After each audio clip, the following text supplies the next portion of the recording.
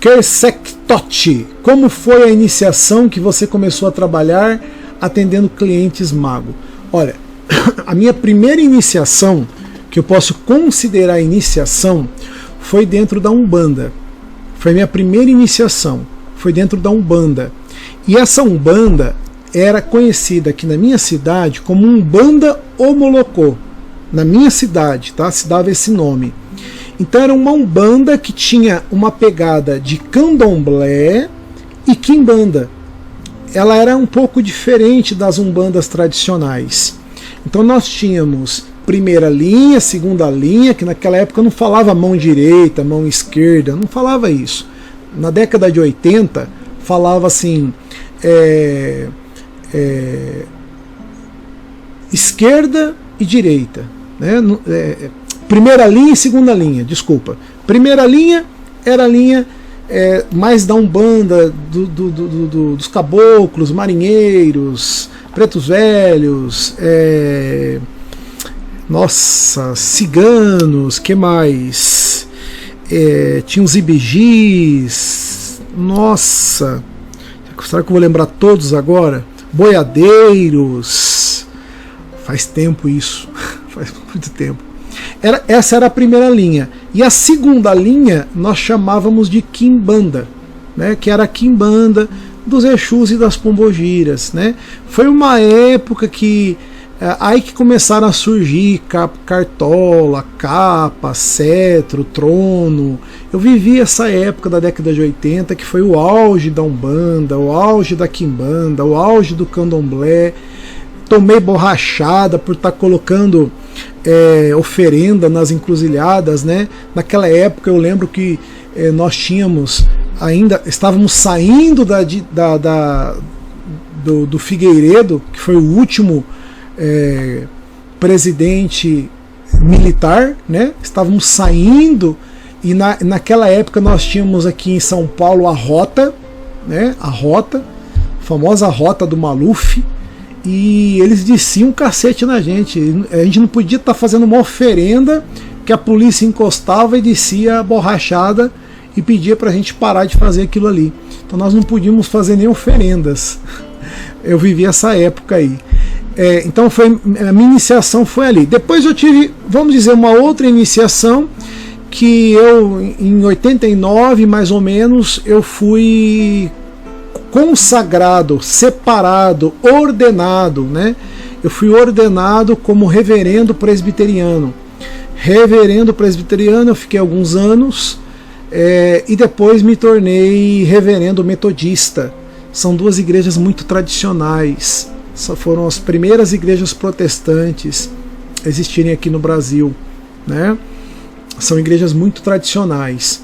E depois eu conheci a Goécia e comecei a me envolver com a magia cerimonial. Foi onde eu me encontrei mais, né? E como em 2000 os círculos eram muito fechados, para você ter uma noção, a única pessoa que falava que era mago no começo de 80, no final de 80, 90, era o Paulo Coelho.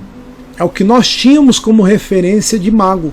Era o Paulo Coelho. Paulo Coelho era um mago que eu conhecia. Não tinha muita referência, né?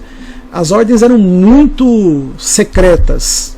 Depois se tornaram discretas, né?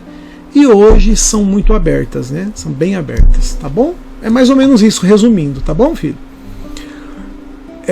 O David diz: Mago Anael merece todo respeito, muito mais do que todo e qualquer pastor. Obrigado, querido, viu?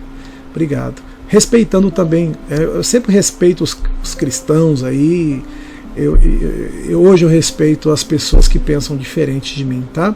Eu não sou cristão. Se você pegar vídeos meus aqui, você vai ver que eu fiz teologia, já fui cristão no passado, quando eu era pastor. E quando eu me tornei ocultista, o cristianismo não cabe, assim, o cristianismo até cabe dentro do ocultismo, é que o ocultismo não cabe dentro do cristianismo.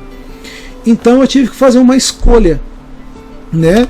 Mas nós temos vários várias pessoas aí no círculo ocultista que eram cristãos, viu? Nós temos Paracelso, nós temos aí, por exemplo, as pessoas falam muito dos 3 livros de filosofia oculta do Agripa, né? O Agripa, quando ele terminou a sua carreira espiritual católico, cristão, ele deixou de ser ocultista, inclusive ele pediu para que fosse queimado todos os seus livros. Então hoje todo mundo fala, Cornélios Agripa foi o maior ocultista de todos os tempos, do ano de 1500 e pouco tal. Só que ninguém fala que Agripa se converteu ao cristianismo, tá? E Agripa mandou que queimassem todos os livros que ele escreveu sobre o ocultismo. Ninguém fala isso. Você pega o Tratado Elemental de Magia, de Alta Magia, do Papi, principalmente o volume 2, Tratado de Ciências Ocultas, o volume 2, ele dá uma lista ali de ocultistas que eram cristãos. Mas eu não sou cristão, tá? Eu não acredito que esse Cristo que a Igreja Católica e que a Igreja Evangélica prega, ele seja um Mashiach, o Messias. Eu não acredito, tá bom? Embora eu respeite quem acredite, e respeito os meus irmãos cristãos, respeito todos eles, e eu acredito, na minha opinião hoje, pode ser que daqui a um tempo eu mude, porque eu sou uma metamorfose ambulante, né? Mas a minha crença hoje é de que Jesus foi um profeta, foi um avatar, foi uma pessoa que foi necessário vir no seu tempo, que ele realmente existiu, eu creio nisso, há 2000 anos atrás, e que o último resquício dos seus verdadeiros seguidores terminou com o seu irmão Tiago em Antioquia, por volta de 80 depois de Cristo, tá? E depois de 80 depois de Cristo, ali o cristianismo raiz se perdeu, que Jesus ele não fundou o cristianismo. Esse cristianismo que está aí hoje, ele foi fundado por Roma. Então eu não aceito este Cristo. Não vamos confundir com aquele que veio há 2000 anos atrás. Tá bom, pessoal? Então, eu não sou cristão, não. Joel Pires Salomão, cheguei agora aqui, estava fazendo uma live. Ô Joel, um beijão, saudades do senhor, abraço na mãe Zaira do seu filho. Abraço, Joel. Maguanel, qual foi o predomínio da igreja? O Claudivan pergunta. Qual foi o predomínio da igreja com relação ao feiticeiro católico com ensinamentos dos anjos e apreensão dos demônios em jarros com símbolos? Peraí, Claudivan. Tua pergunta foi um pouquinho complicada. Maguanael, qual foi o predomínio da igreja com relação ao feiticeiro católico com ensinamentos pelos anjos e apreensão dos demônios em jarros com símbolos? Abraço. Claudivan, na verdade, na Idade Média houveram muitos grimórios feitos por sacerdotes católicos. E a Igreja Católica, principalmente durante, se eu não me engano, tá? Se eu estiver falando asneira, me perdoem, mas me parece que durante a peste negra ou bubônica, alguma coisa assim, a Igreja Católica, ela acreditou que aquilo fosse um ataque espiritual, que não fosse algo transmitido pelos ratos, e sim que fosse algo espiritual. Aí ela achava que as nações inimigas de Roma estavam utilizando de magias para atacar o povo de Roma e atacar a igreja, atacar o povo da Europa. E foi nesse momento que houve um despertar da magia, um reviver da magia, vamos dizer assim, através de sacerdotes católicos. Então, só era praticado, se você ler o livro Magos, do Francis Barrett, escrito em 1803, que é uma relíquia, um livro que eu tenho na minha coleção, ele fala sobre magia divina, que naquela época, até meados de 1800, só se aceitava fazer magia divina, que era magia cristã, a magia católica, a magia feita por sacerdotes católicos. Então, somente eles podiam fazer o exorcismo, somente eles podiam fazer a expulsão desses espíritos tenebrosos, né, esses espíritos de impureza. Então, a igreja monopolizou isso, tá? Mas sempre teve um pessoal fora da igreja, que eram chamados pagãos, tá? Que praticavam magia também. Isso era muito comum, tá? A magia não existia somente na Europa, tá? Havia magia europeia, tinha magia africana, magia árabe, inclusive muito forte também, né?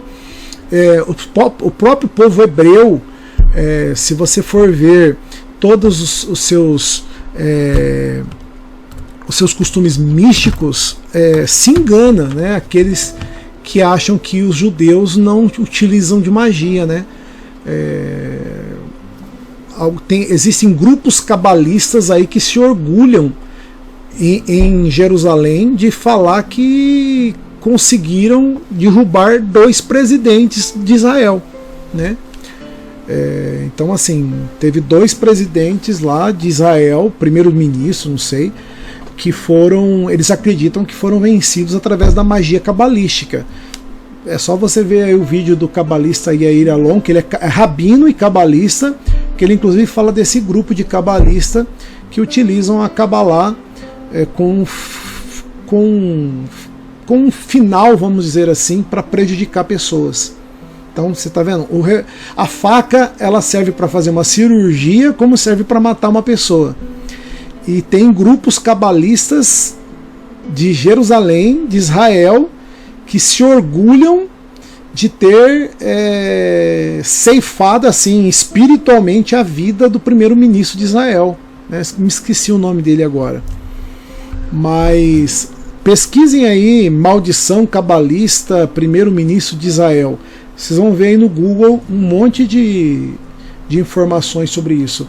Eles se gabam de terem derrubado, me parece que um foi assassinado a tiro, parece, e um morreu doente, 2 ex-primeiros ministros. Então, a magia ela existe, né, gente? E aí a gente tem que saber como a gente usa.